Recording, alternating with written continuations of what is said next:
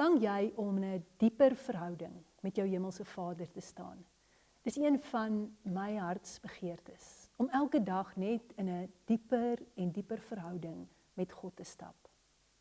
As ons na die Bybel kyk, is Abraham se lewe so 'n mooi voorbeeld van so 'n diep verhouding met God. Inteendeel, hy is 'n vriend van God genoem, maar dit het hom iets gekos. Jakobus 2:21-23 sê die volgende: Neem nou maar vir Abraham, ons geestelike vader.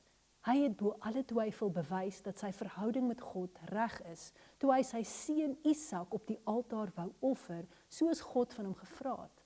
Hy het nie gepraat nie, maar ook gedoen.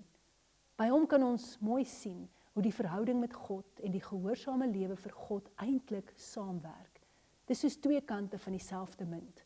Eers as iemand vir God lewe, is sy verhouding met God soos dit behoort te wees. Die Bybel sê mos, Abraham het in God geglo. Juist daarom het God besluit dat Abraham se verhouding met hom reg is. Die bewys daarvan was toe Abraham vir Isak gaan offer het. Hy is van toe af 'n vriend van God genoem. Abraham was bereid om dit waarvoor hy die liefste was, op 'n altaar te lê. Jy sien, ons word gered deur geloof.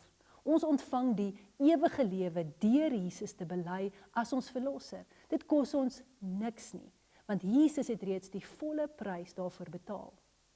Maar 'n dieper verhouding met God gaan jou iets kos. Jy gaan sekere opofferings moet maak. Abraham was bereid om sy eie seun te offer. Wat vra God van jou? Wat moet jy opoffer om nader aan hom te loop? Miskien 'n bietjie minder slaap, om 'n halfuur vroeër op te staan, om tyd saam met jou hemelse Vader te kan spandeer. Ek verseker jou vandag, dit sal 'n enorme verskil maak in jou geestelike lewe. Miskien bietjie minder sosiale media, bietjie minder TV. Miskien is daar verkeerde gewoontes wat jy moet opgee, want jy weet hierdie gewoontes weerhou jou van jou hemelse Vader. Miskien is daar sonde. Of miskien weet jy dat jy iets moet doen, iets waaroor God al lankal met jou praat. En as jy gehoorsaam is, gaan dit jou in 'n dieper verhouding met jou hemelse Vader neem.